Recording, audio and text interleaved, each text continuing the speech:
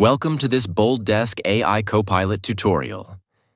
In this video, I'll show you how to manage AI Copilot access for agents within BoldDesk.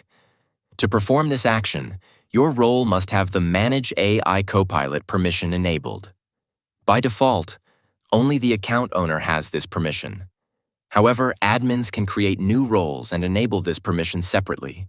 For instructions on enabling AI Copilot features, check out the video linked in the card and in the description.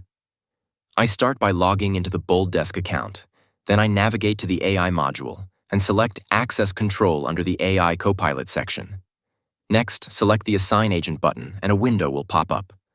Search for and choose the agents you want to give access to and click Add. Lastly, click Save to complete the process. To revoke an agent's Copilot access, click the Remove icon next to their name and confirm the action.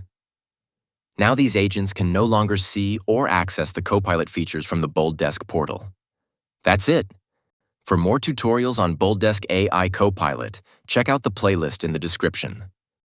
If you've learned something new, like this video and subscribe to our channel. Thanks for watching.